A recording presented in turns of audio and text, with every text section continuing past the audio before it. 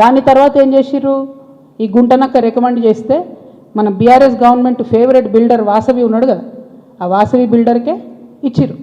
అయితే ఒక అధికారి దానిలో చాలా కీలక పాత్ర, ఆ అధికారి ఇప్పుడు ఈ గవర్నమెంట్లో కూడా కీలకంగా ఉన్నాడు. కానీ ఖచ్చితంగా సెయింట్ గోబెన్ ల్యాండ్కి సంబంధించి ఆ అధికారి పేరు, నేను చెప్పే గుంటనక్క గారి పేరు రెండు కలిపి నేనే ఇస్తా, విజిలెన్స్కి ఇస్తా, ఈడీకి ఇస్తా, సిబిఐకి ఇస్తా. ఇక చూసుకోరు, ఏం చేసుకుంటారో వేసుకోండి. నేను మీలాగా ఫాల్తూ అలిగేషన్స్ చేయను. నా భర్త ప్రైవేట్ ల్యాండ్లో వ్యాపారం చేసిండు, ఏ రియల్ ఎస్టేట్లో ఉన్న వ్యక్తి అయినా చేస్తాడు. మేమెన్నడూ ప్రభుత్వ భూమి జోలికి పోలేదు, ప్రభుత్వానికి ప్రజలకు నష్టమయ్యే ఒక్క రూపాయి పని కూడా మేము చేయలేదు. మీరు అనవసరంగా లేనిపోయిన అలిగేషన్స్ నా మీద వేసి ఈమె ఏదో జనం బాట పేరుతో జనంలోకి పోతుంది, ఈమెను డిస్టర్బ్ చేద్దాం, మైండ్ ఖరాబ్ చేద్దాం అనే ఆలోచనలు పెట్టుకుంటే మాత్రం నేను చూస్తూ ఊరుకోను. ఇవాళ జవాబు ఎందుకు ఇస్తున్నా అంటే, నేను మీలాగా వెన్ను చూపించి పారిపోయే వ్యక్తిని కాదు. నా మీద వచ్చిన అలిగేషన్కి అవుట్ రైట్గా సమాధానం చెప్పే వ్యక్తిని. నా జాగృతి కార్యకర్తలందరికీ కూడా, తెలంగాణ ప్రజలందరికీ కూడా నేను క్లారిటీగా చెప్తున్నా, 10 ఏళ్ళ బీఆర్ఎస్ పాలనలో నాకు ఏ దాంతో కూడా సంబంధం లేదు. నన్ను నిజామాబాద్ వరకు పరిమితం చేసిండ్రు. 5 ఏళ్ళే నేను యాక్చువల్గా ఉన్నది పవర్లో. ఆ 5 ఏళ్ళు ఎంపీగా ఉన్నప్పుడు ఢిల్లీ, నిజామాబాద్, హైదరాబాద్.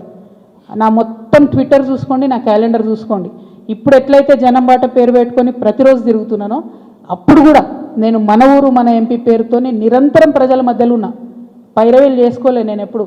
నేను చాలా గర్వంగా ఫీల్ అయినా, నేను తెలంగాణ నుండి మొదటి ఎంపీగా పార్లమెంట్కి పోయినా అని. కొట్లాడుతుంటే మీ పిచ్చిలేసినట్టు గంటలు ఒరుతుంటే మీ పార్లమెంట్లో ఎంత ఫైట్ చేసినాం స్టేట్ కోసం.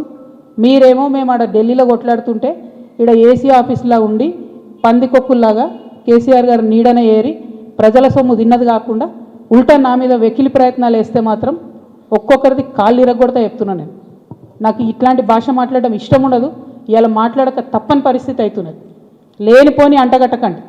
10 ఏళ్లలో ఎన్నడూ ఎవరు గవర్నమెంట్లో నా భర్త పేరు వినలేదు. ఇవాళ మీరు ఆయన మీద అలిగేషన్ చేస్తున్నారు. ఆయన ఫోన్ ట్యాప్ చేస్తారు, సిగ్గుండాలే.